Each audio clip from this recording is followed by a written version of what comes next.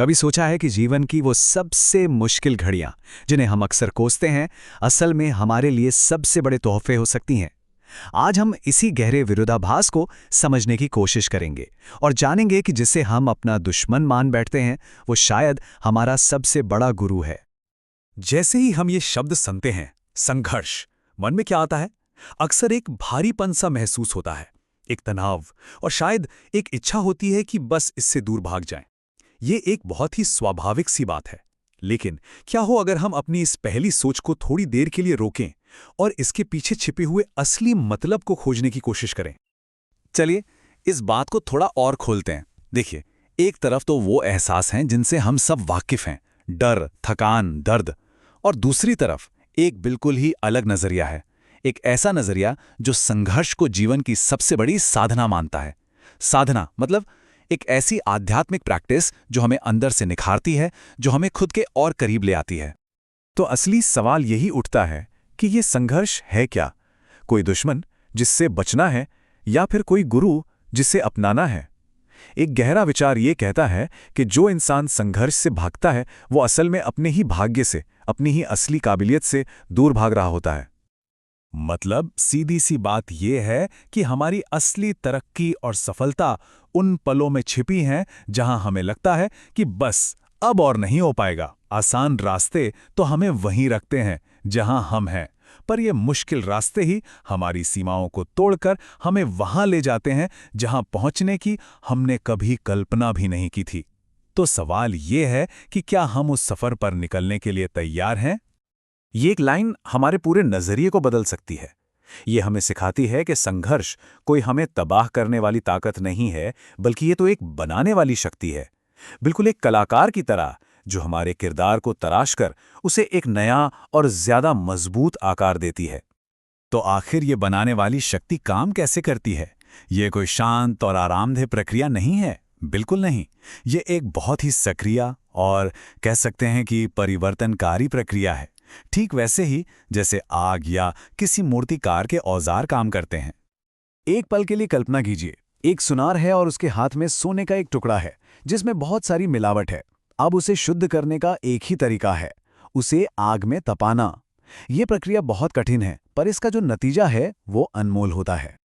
ठीक इसी तरह जीवन की चुनौतियां, ये संघर्ष की आग हमारे अंदर की मिलावट को, जैसे हमारा अहंकार, हमारे अंदर बैठे डर, हमारा आलस, इन सबको जलाकर राख कर देती हैं। और इस तपिश के बाद जो बचता है वो होता है हमारा शुद्ध स्वरूप, हमारी असली ताकत। इसको देखने का एक और बहुत खूबसूरत तरीका है एक मूर्तिकार की प्रक्रिया। जब एक मूर्तिकार किसी पत्थर पे छेनी से वार करता है तो बाहर से देखने वाले को तो यही लगता है कि वो पत्थर को तोड़ रहा है, पर असल में वो हर एक चोट उस पत्थर के अंदर छिपी हुई खूबसूरत मूर्ति को बाहर निकालने के लिए जरूरी होती है। जीवन के प्रहार भी हमें तोड़ते नहीं बल्कि तराशते हैं। और ये बात कितनी खूबसूरती से हमें बीज की यात्रा दिखाती है। वो पल जो हमें अपना अंत लगते हैं, असल में वो एक नई शुरुआत होते हैं। जब एक बीज को अंधेरी मिट्टी में दफना दिया जाता है तो उसके लिए तो वो एक अंत जैसा ही होगा ना, है ना? पर वही अंधेरा, वही दबाव उसे अंकुरित होकर एक नया जीवन शुरू करने की ताकत देता है। तो वो कौन सी चीज है जो ये तय करती है कि संघर्ष हमारे लिए सिर्फ एक दर्द भरी पीड़ा बनेगा या एक पवित्र यात्रा? इसका जवाब सिर्फ एक शब्द में छिपा है, विश्वास। यही वो लंगर है जो हमें जिंदगी के बड़े से बड़े तूफान में भी स्थिर रखता है।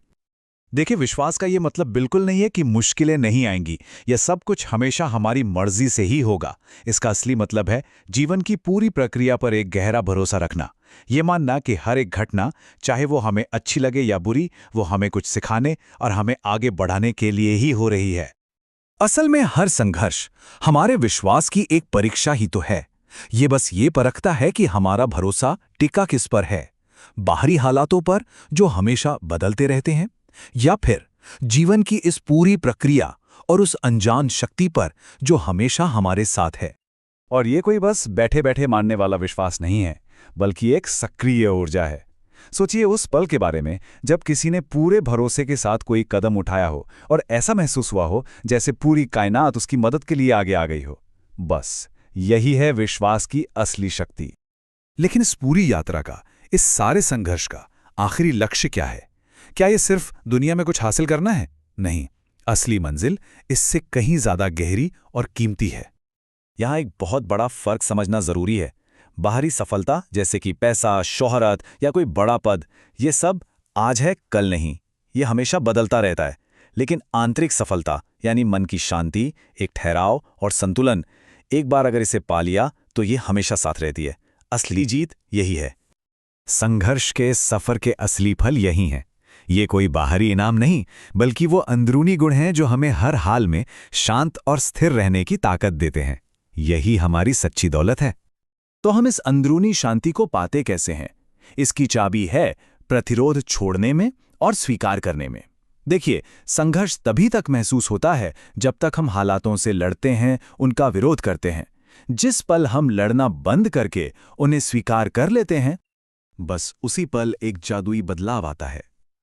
जब कोई इंसान जीवन में हो रही घटनाओं का सिर्फ एक दर्शक, एक साक्षी बन जाता है, बिना उन्हें अच्छा या बुरा कहे, तो चुनौती फिर दुश्मन नहीं रहती, वो तो बस रास्ते का एक हिस्सा बन जाती है, उस साधना का एक अंग। और हम इसी गहरे विचार के साथ इस चर्चा को समाप्त करते हैं। क्या हो अगर हम संघर्ष को एक श्राप की तरह देखना बंद कर दें और उसे अपने आध्यात्मिक विकास के लिए मिला सबसे खूबसूरत वरदान मानना शुरू कर दें? ये एक ऐसा सवाल है जिसका जवाब शायद जीवन की सबसे बड़ी मुश्किलों में ही छुपा है।